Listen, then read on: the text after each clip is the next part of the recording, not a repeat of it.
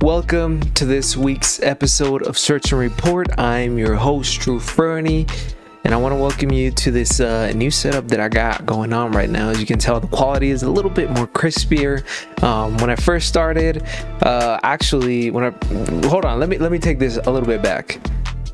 Today we're celebrating. Tonight we're celebrating, all right? I don't care if YouTube doesn't like me showing this on camera, but tonight we're doing a toast to a 1-year anniversary to this show, Search and Report. It started out as a video series on my channel, just for, talking about gaming news and stuff.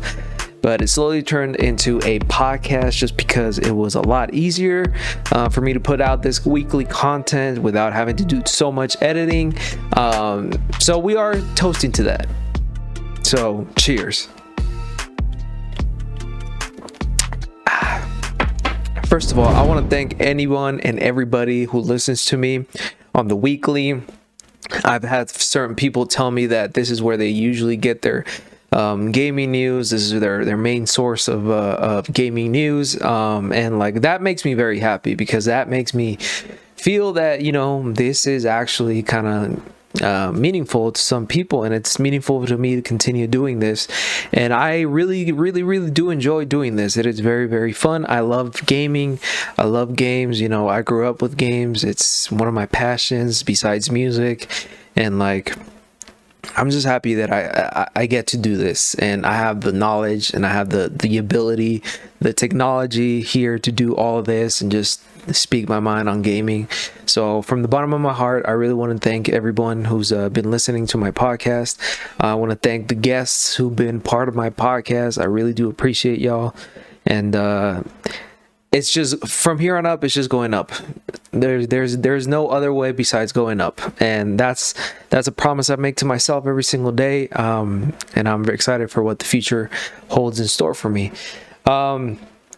But I also, if you remember from the first few episodes of Search and Report, I actually used to use my main camera to film this, and it used to be like edited content. It slowly turned into a podcast. But I kind of mixed it up right now, and I'm excited to test this out and see how it works. I'm enjoying this new setup that I got. I like how nice it looks. I like how crisp and just it just looks like a studio now. You know what I'm saying? So I'm gonna keep doing this, and I hope you enjoy the content. But without further ado, let's go into the first section of every single podcast, which I sometimes forget to do. But it is what have I been playing? Whenever I have guests as well in here, I also like to ask them what they haven't been playing. But there's no guest today. I'm celebrating by myself. I should have brought someone on, but I don't know, man. I just woke up from a nap. I did some yard work today. I'm tired. I was out in the sun all day, so I was like, I just need to record this. I gotta get it out of the way. But what have I been playing this whole week, bro? Pokemon Unite. I am obsessed with this game. I am completely obsessed with this game. I actually just released a video last week, Saturday, which is yesterday. I'm recording this on a Sunday. So make sure to go and check that out. It's somewhat of my first impressions and my thoughts on Pokemon Unite. I've been playing that game for honestly, I think I'm on my 10-hour mark, nonstop. I've been playing that game. I have an experience with MOBAs. I started out playing League of Legends. That's how I started playing PC gaming, if y'all didn't know. That's how I got involved in PC gaming. So I have experience with MOBAs. I'm not very good at MOBAs, but I enjoy them thoroughly. I'm a competitive person, so I enjoy MOBAs, and Pokemon Unite is a great refresher, just a great take on the MOBA series and the MOBA formula. That honestly, I'm impressed with how well it works, how well Pokemon works as a MOBA. I didn't expect the game to be that good, and at least that well developed and designed. I mean, to a certain point, it does have its flaws, but I honestly thought this was just going to be another gimmicky Pokemon spin-off game that just wasn't going to get support. It was just going to get released, and that was it. It was just a half-baked idea. But honestly, the game is very, very, very, very intricate, very complex, very fun to play, which is the most important part. If you don't have a fun MOBA, what are you doing? But yeah, the game is very, very, very fun. I really do recommend it. But again, I'm not going to talk a lot about it because I want y'all to see the video that I did. I worked hard on it, so I hope you enjoy it. And yeah, just go ahead and check it out, because I'm really proud of that video. And you know, it didn't take me that long to produce, but it was still really, really fun to get into. Yeah, besides that, I've been playing some Pokemon Pokemon Shield. I've been trying to finish off the DLC. I'm just going through my backlog right now. I have my notes app open right now, right next here in the desk, and I was jotting down all the games that I still have to beat. My backlog's a little extensive now. Let me go through my backlog just so y'all know just like what games I'm currently playing, because it's a little intimidating, man. I have yet to beat Pokemon Shield DLC. Of course, I beat the Isle of Armor. Now I'm the Crown Tundra. So hopefully Crown Tundra is a little shorter. I think it is a little shorter than the Isle of Armor, but I'm really, really enjoying it. I've been going on this whole like Pokemon craze right now. I've been playing Pokemon Shield. I've been playing Pokemon Unite. And like I'm really, really excited for Brilliant Diamond and Shining Pearl, and especially Pokemon Legends Arceus. And I'm in such a Pokemon craze right now that I'm actually rewatching the Pokemon anime. I'm starting from the Indigo League, and like, man, yo, I love Pokemon, man. It has its flaws. I mean, at least the games have their flaws, their extensive flaws. But I don't know. It's really one of the best, I don't know, IPs out there, man. Like, the world is so extensive, and then like a bunch of videos have been popping up on my YouTube channel recently, especially from Did You Know Gaming. They have a good series going on the Lost Pokédex entries, and it's so interesting to see like how extensive the stories of certain Pokemons are, the backgrounds, and like just the lore behind every single Pokemon. To me is like, yo, that's crazy that you know, the creators of the Pokemon series like put this much thought behind every single Pokemon. It boggles my mind just how certain people, like, this type of creativity just works for them. It's just so natural to them, and I'm like, damn. Of course, a lot of like stuff from Pokemon is inspired from real world events, but it's still really, really interesting. But my backlog currently, I have Pokemon Shield DLC, which I already talked about. New Pokemon Snap, I still haven't beaten New Pokemon Snap. It's kind of fun, but it is getting a little bit tedious and repetitive. I like the graphics. I mean, I've talked about that game extensively already. I did a first review impressions on the game, so make sure to check that out as well. But it's just taking me a while, because it's a rail shooter. Like, after a while it just gets a little boring, like, to be honest, a little repetitive. But yeah, I need to get through that. I still have to beat Skyward Sword HD, which I'm currently beating over on my Twitch channel. Just search for True Fernie on twitch.tv/True Fernie. You can, you know, additionally just go through that. I also bought The Witcher 3. I bought this like a month. I bought it when Resident Evil Village came out. I remember picking up that game, which was like the end of May. I think it was like the end of May. And I saw The Witcher 3 was on sale at Best Buy, and I was like, yo, I need to buy this game, because people keep telling me this game is like super, super good. And it was on sale, and I was like, yo, let me go get it real quick. But I still haven't even opened it from its case. It's right there in the back, but it's just open world, man. Open world games are such a commitment that I still have to beat Red Dead Redemption 2. Like, I have like 30 hours into that game, and I still haven't beaten. I don't think I've even reached half of it, so I'm slowly going through that one. Also, Tony Hawk's Pro Skater 1 and 2, which it feels kind of weird to talk about in like such a happy-go-lucky sense. Like, it's, and this is one of the news items that I'll be talking about today. It just feels weird to talk about Tony Hawk's Pro Skater 1 and 2 and say like, oh, I'm so excited to beat that game, with like recent news about Activision and Blizzard, like really in some really, really serious deep shit. Like, I don't know. I don't even know if I want to beat that game anymore. Like, it's just completely sour my taste for that game, for any Activision game, to be honest. And Persona 5, back in like February, I accidentally actually bought a subscription to PS Plus. I don't know, bro. I thought it was gonna be like something else, and I didn't pay attention, and it just charged me for $60, and I was like, wait, what? I like really could not care less about going through the whole refund process. So I was like, you know what, let me just go with the flow. Like, fuck it, like at least I'm gonna get free games every month. And I downloaded Persona 5 and I actually started playing it. But again, that game is such a commitment that I mean, I don't know when I'm gonna start it or when I'm gonna end it. But yeah, that's my list so far. I'm sure I have a longer list. I just haven't gone through all my games currently. But bro, let me shut up and get straight into the first news item of the week. First news item of the week, we got Activision Blizzard is sued by California over workplace culture. I do want to give a trigger warning here.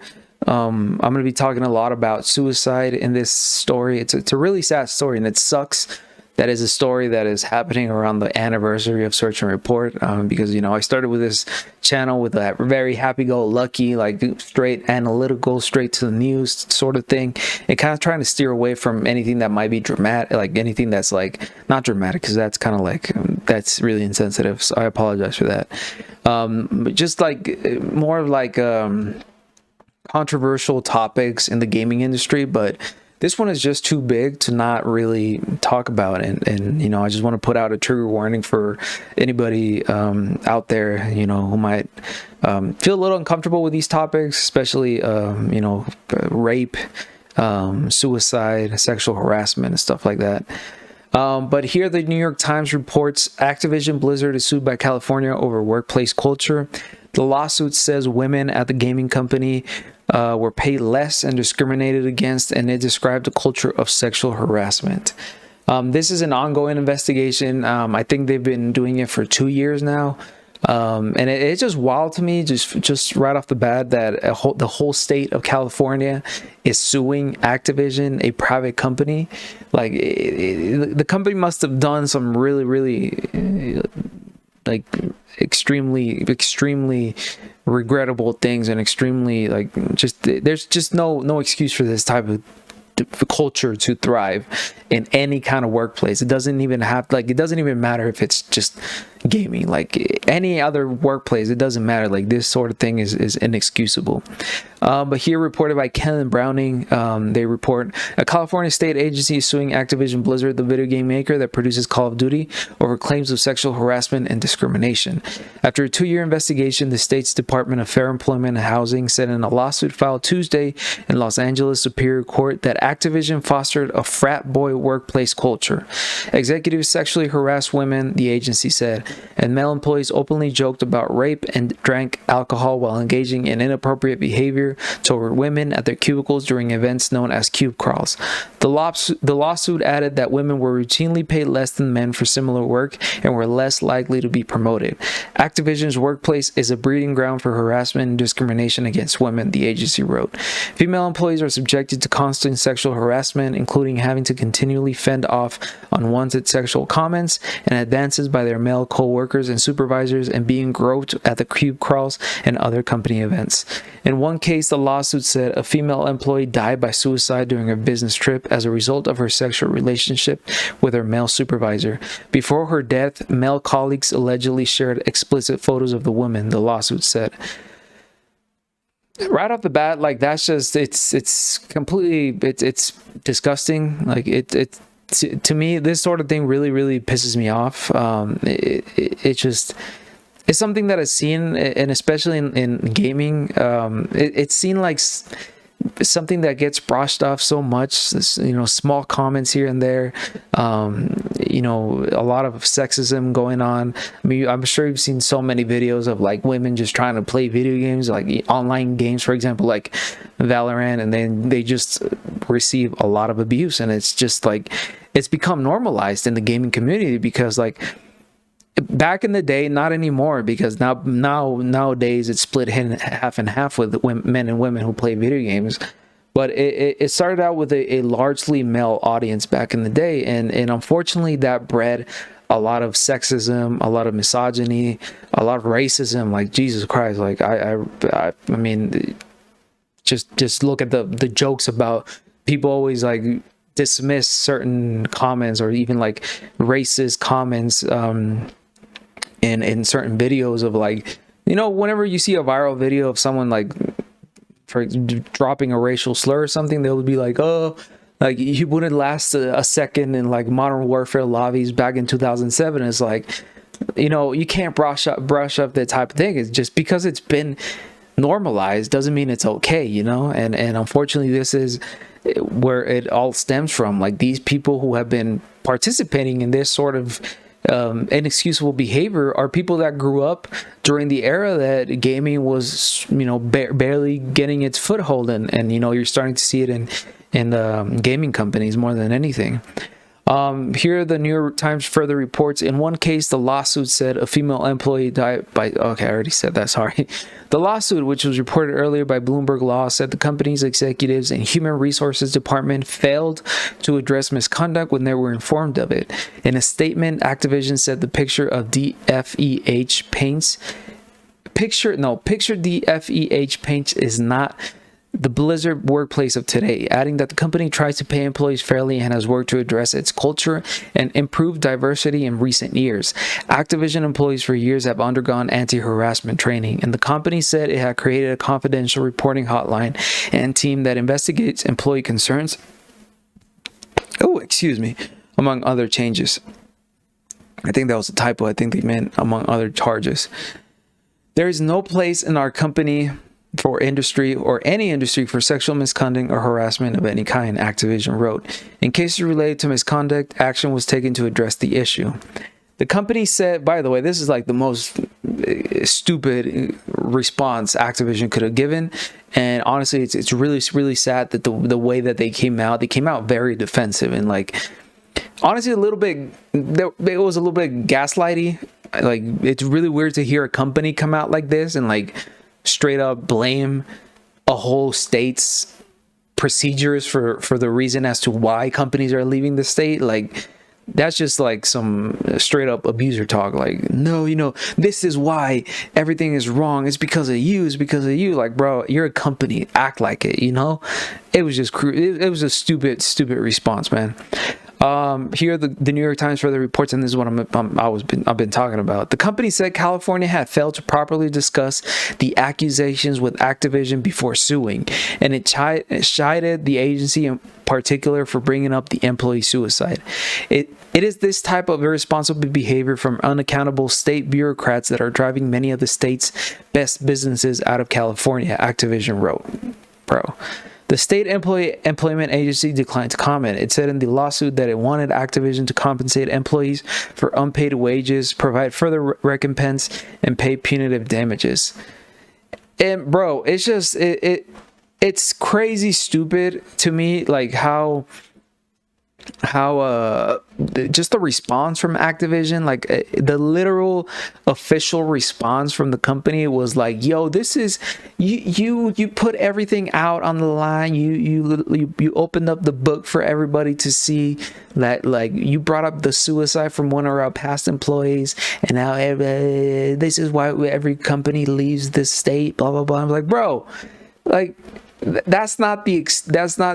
not making the case that you think you're making for yourself, you know, especially being such a huge company. Like, this is a $70 billion worth company, and it's like your PR agency is gonna respond like a content creator being caught like sexual abusing one of their partners.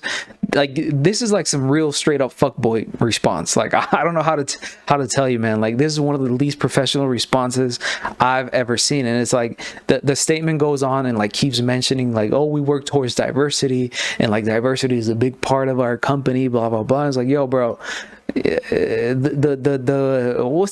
that saying? Something about pudding, like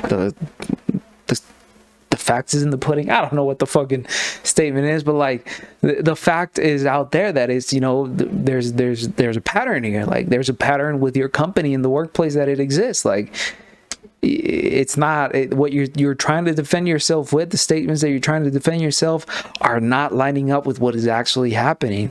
And like the ex-CEO did actually come out and say, like, you know, apologize, and said they were going to be not the ex-CEO, I think Bob, I don't remember the actual person who came out and tried to like defend Activision, and said they were going to look into this a lot more. It was one of the top executives. Bobby Kotick, there we go. Bobby Kotick did say that they were going to be looking at that they felt a little ashamed of what was going on, and that they wanted to talk with employees and like just make sure that, you know, everything was, you know, what is actually happening and who was responsible for this type of behavior to like kind of be nurtured, like this frat culture be nurtured in the company. But it was pretty funny to see like this, and then like literally seeing videos of like a decade ago of a woman actually in a panel, and I think it was a BlizzCon panel, asking like, hey, why are all your characters dressed like all female characters? Why are they all in like super skimpy bikini outfits? Like, that's kind of like that's a little bit of sexism. Like, why do they all have to be sexualized? And like literally all the executives from Blizzard were up in the panel, like they actually laughed, and it's like, yo, there's not going to be my saying, like, the facts it's in the pudding. The facts are in the pudding. You can't deny that even executives were part of this frat boy culture, and like just enabling sexual harassment and like sexism and misogyny. Is like this is just really, really sad on all accounts. But I mean, I hope that the people who were affected by this, the women that were affected by this this company culture, because I've read a bunch of stories come out on Twitter of certain women that have worked in Activision Blizzard, and them actually like adding credence to these accusations and be like, yeah, this thing sort of happened. Like, there were cases of like they had a lactation room, when, you know, for whoever's listening and doesn't know what lactation room is, where, you know, mothers they can go and like breastfeed their babies inside the office without having to like go to the bathroom or like go other places. But there were cases of like women being kicked out of these rooms for meetings, and like just complete just not taking into account like these women's feelings and these women's dignity, and there's been a lot of cases also of like workplace like discrimination and like racism. There's been cases of like black women being constantly not you know, given pay raises, not being seen, you know, just not being taken into account and over their male peers. And it's like a lot of male workers in Activision just dumping off all of their workload onto the female employees while they played video games. And it's like the executives, the managers, the supervisors, they allowed this sort of behavior to like flourish and to be nurtured. And it's like, it's really sad, man. And honestly, me personally, like I stopped playing a lot of Activision games. Like the last one I just got was Tony Hawk Pro Skater 1 and 2, and that's just because it's Tony Hawk. Like, I'm a big skateboarding fan. I skateboarded when I was a teenager for the longest time. I'm super excited that skateboarding is now an Olympic sport. But that's like literally the only reason. And like, as we can tell from now, Activision is not a good company. And me personally, like, I am not buying another Activision game. I haven't played Blizzard games in so long, and I'm never buying a Blizzard game. And it's like, that's just me putting like my money where my mouth is, and like honestly taking steps to, you know, giving my money to actual companies who put women, you know, protect women, not just any kind of women, black women, like minority women, like women of color.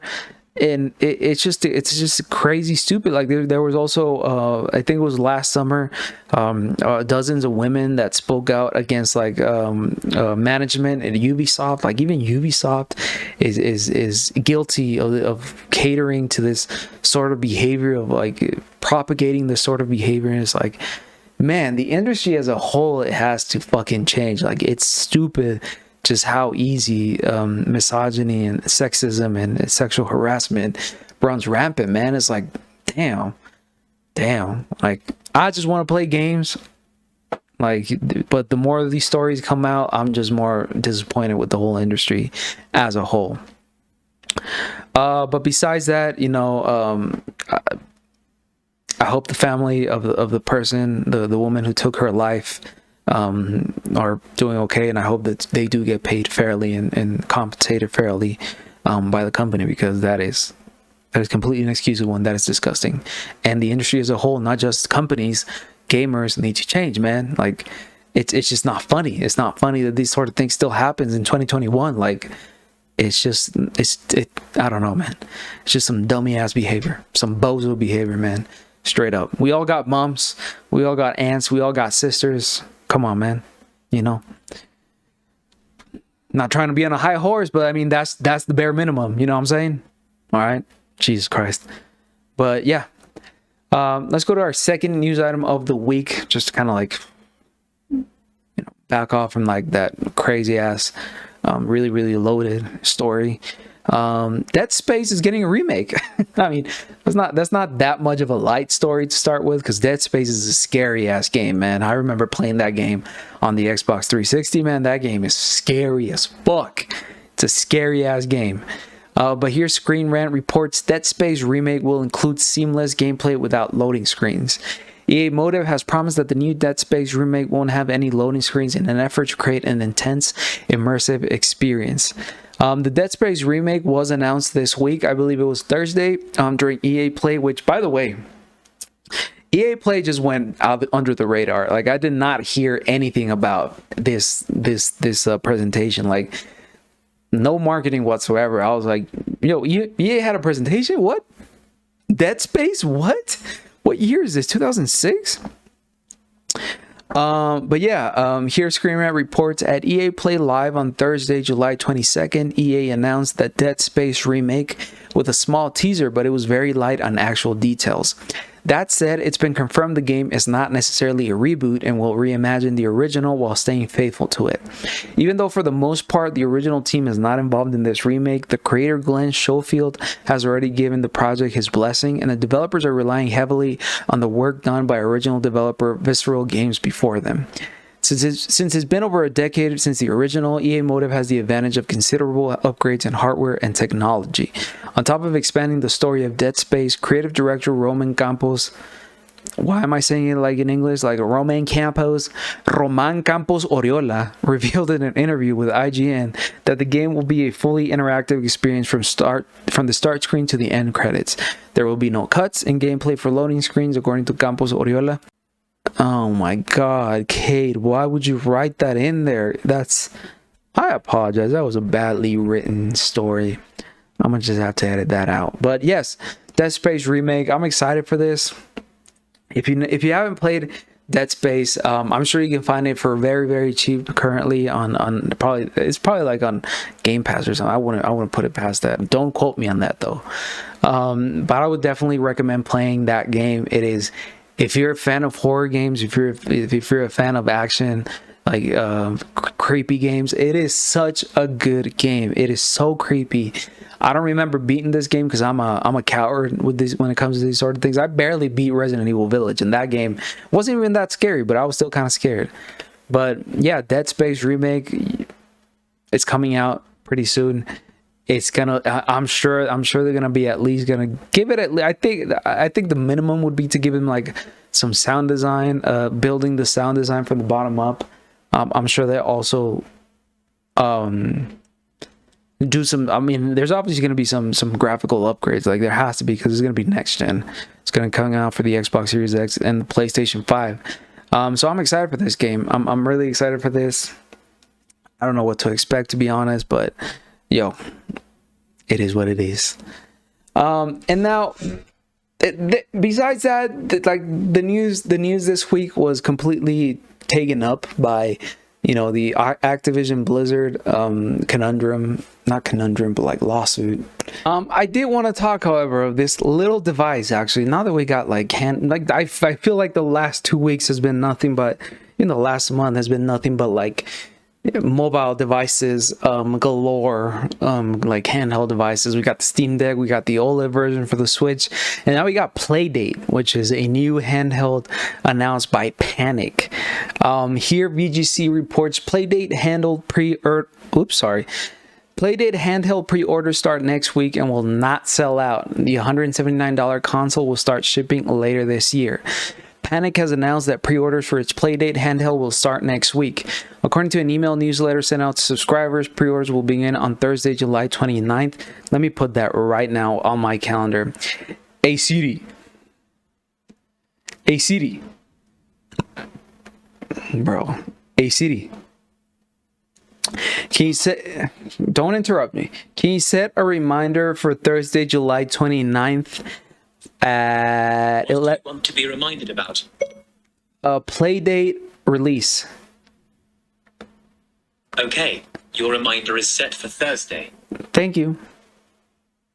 What do you want to change it to? No, I don't want to change it. All right. Oh, that's that. I'm sorry.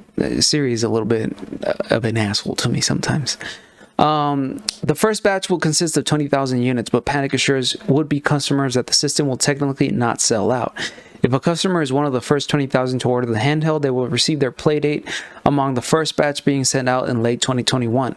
Anyone who has to pre-order after this milestone is reached will still be able to place the order. They will simply be added to a waiting list and receive their unit when the next batch is produced. The Playdate itself will sell for $179, while an optional cover will be sold for $29.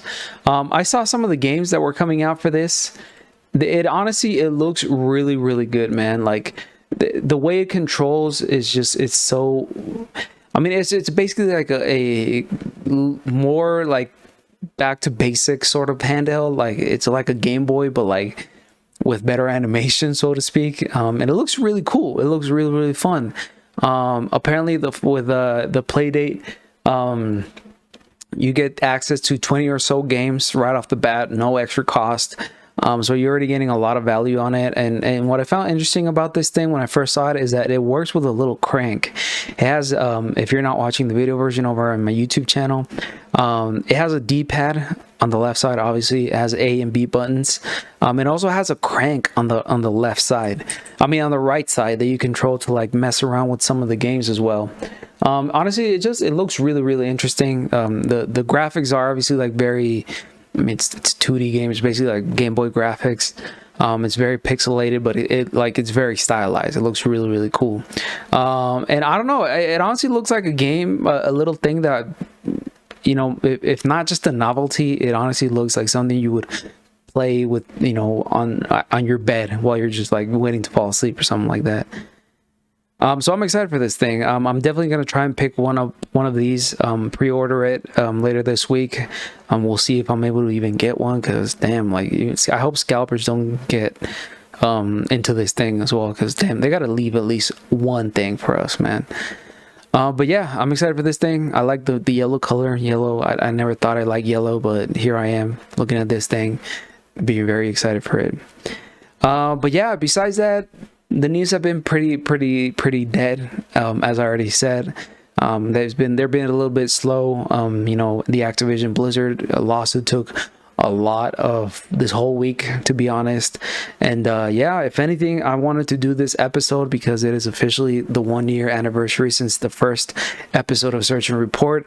I can assure you that I'm going to continue doing this until the day I die. Hopefully I still have the drive and I can still continue doing this till the day I die, to be honest. I enjoy this a lot. I enjoy bringing you the news. It's very fun. It's very interesting.